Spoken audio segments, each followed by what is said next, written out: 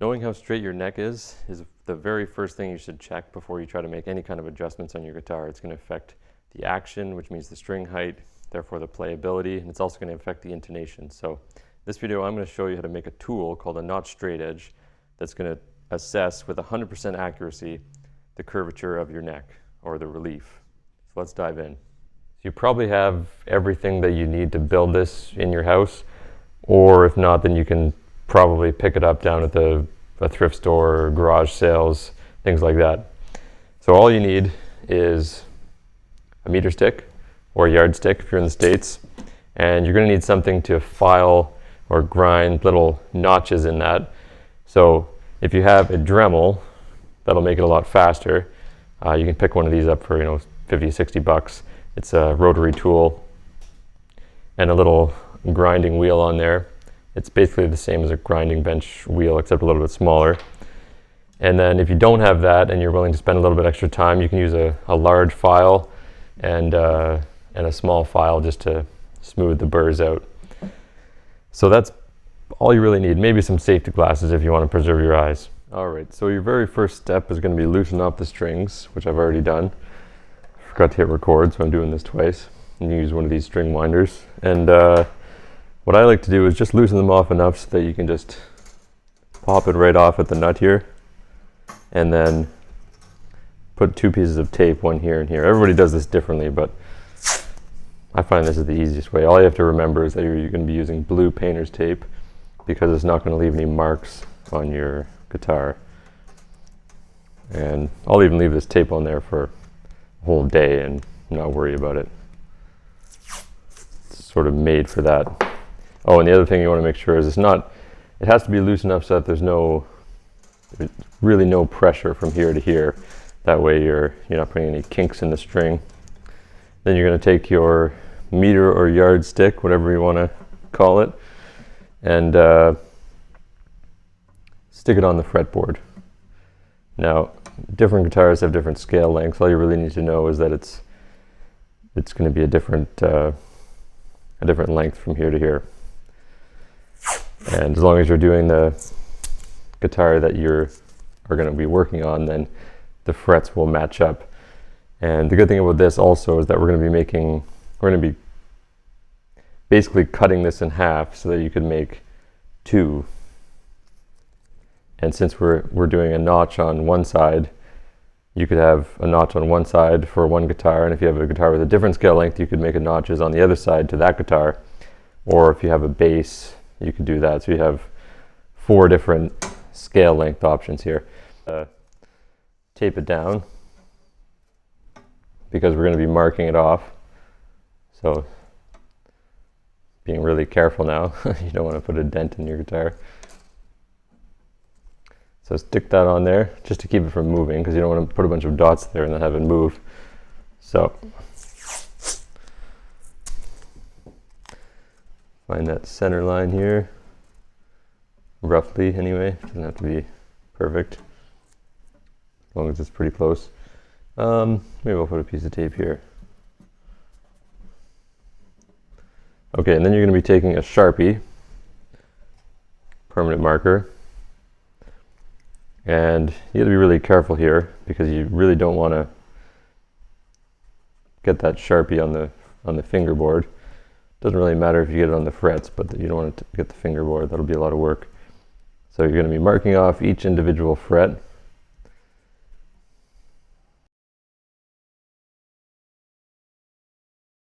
Okay, so you've marked off all the frets. Now you can take this off. Try not to smear the marker if it's still wet.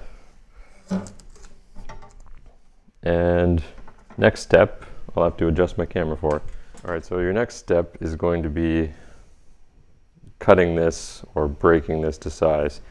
And you could use a hacksaw, but I find the easiest way is for something this thin is going to be with a vise. Might want to put on some safety glasses, I don't know. And then you're just going to break it.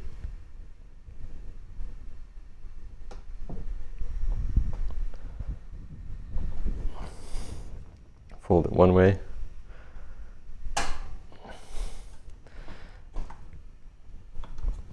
and then put it the other way. This might actually be too flexible to break.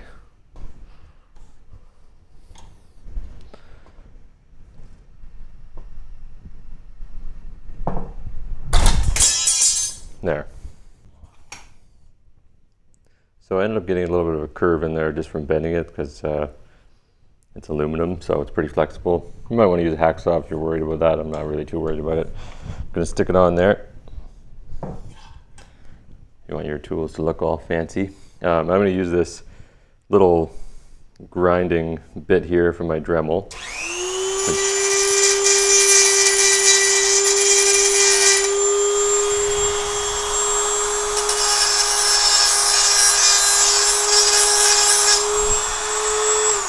So I'll take care of the burrs pretty quick.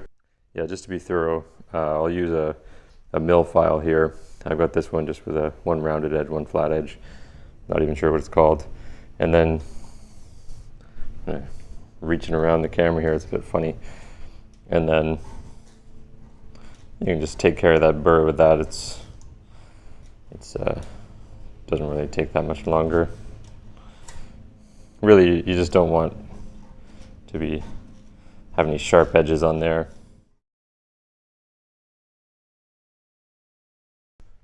Okay, so I've done a couple here just to show you, also because I screwed up my recording.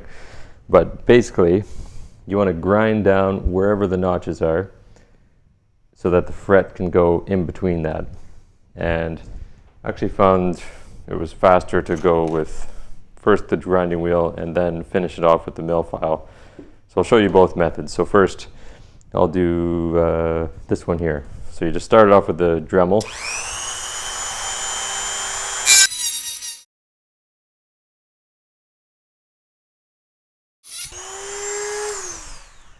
And then once you get a little notch in there, then this makes pretty short work of it.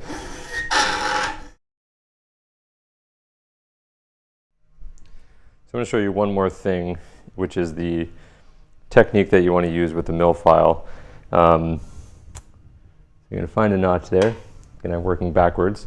Stick your finger down, and then you're going to just pull back until you get a slight groove. Because you don't want to, what you don't want to do is slip and damage the edge there. If you do, it's fine. You can true it up afterwards, but you don't have to do that. So pull back until you get a nice little edge. Oh yeah, I'm pulling at a 45-degree angle, just like you would with a saw, if you're comfortable with a saw. And then once you get enough of an edge, then you can start going back and forth.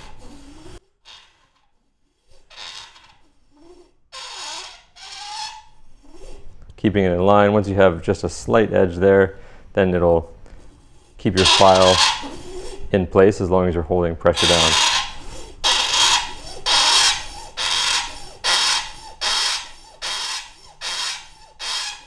You might want to keep your finger there if you're sort of new to this though.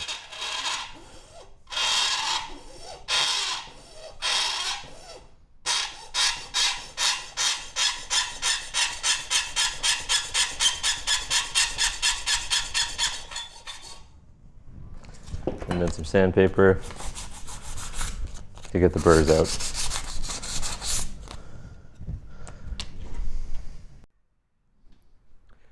All right, so once you've gone through all of the notches here, then what you want to do is you want to get off this sharp corner. So you can do that with the Dremel, again, in this grinding attachment.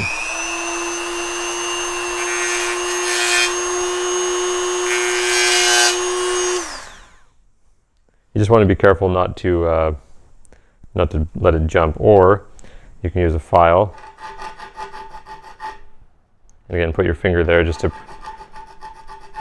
protect the edge, because you want this to be a good edge. Or you can use some sandpaper just like that. Okay, so once you're done, it should look something like that.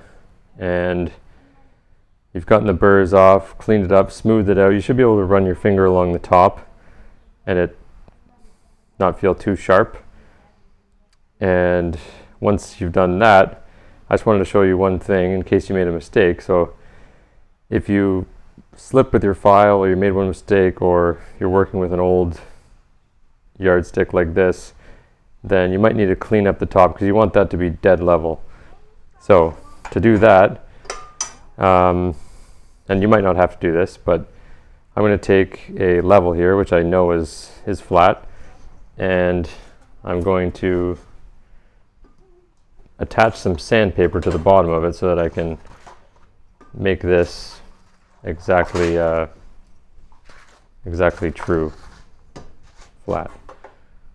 Okay, so I'm just going to put this here and cut this up.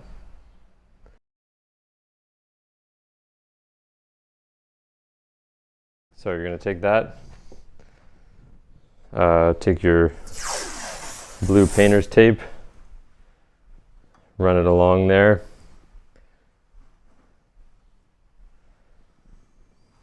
Careful not to get any bumps in it, because that would defeat the purpose.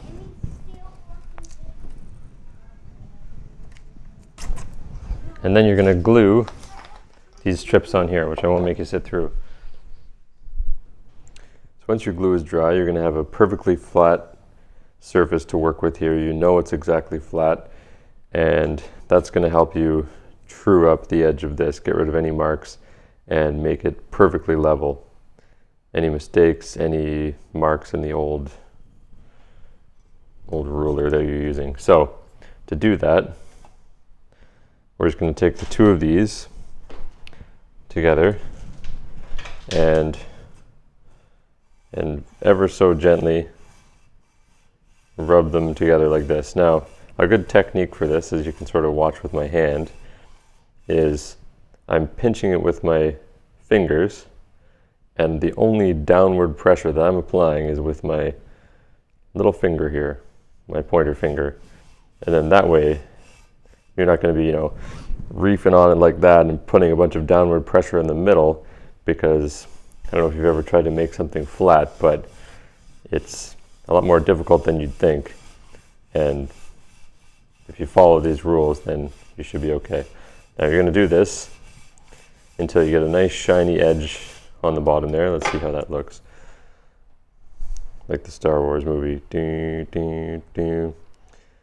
Maybe it's hard to tell in the camera, but you're going to see a nice shiny edge on each one of those when you're done. I got a couple more marks I got to deal with there. And you're going to test it by holding it up to a light.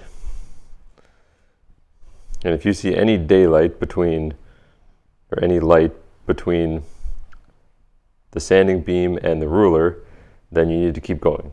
That's how you tell if it's flat. Hold the light behind it, and you're going to use that same exact technique on your guitar. So here's your not straight edge ruler. You know that it's perfectly level because you've trued it up yourself. You might want to deal with the corners there if you're worried about dinging your guitar. And I'll show you how to use it. So you want to do it with your strings on, which may be obvious, but there's a lot of tension on your strings, and that's going to affect the curvature of your neck. So if you want a realistic assessment of your neck with the strings on, which is what you want, then do it with the strings on. So normally I would put it along the dots in the middle here, but I'm going to put it on the edge so that you can see it. Now I can see pretty clearly where the gaps are just by looking at it, but I will try to show you with my light here. So I have to get it in the exact right spot for you. So okay, so there's a slight gap there. You can see it with my light moving there, and a slight gap there, and this gives you a very accurate assessment of the curvature of your neck. So you can see where the gaps are with the light. If this was dead flat, then you wouldn't see that little light shining through there by my hand. Okay, and then once you get up to the 3rd fret, or the 2nd fret, I guess. See, I'm moving that light up and down along the 2nd fret, and you can't see the light. So that tells you that, it starts to curve around the 2nd fret here, and then where is it touching? It's touching again on the, well, yeah, so this one's not actually touching until the, what fret is that? 15th, 17th, 19th fret. So that tells you that from the 19th fret to the 2nd fret, it's a curve this way. And that's a topic for another video, so stick around for more videos, and hopefully this was helpful. And let me know if it was in the comments below. Let me know how it worked out for you. And if you'd like to see any more videos, then stick around next week.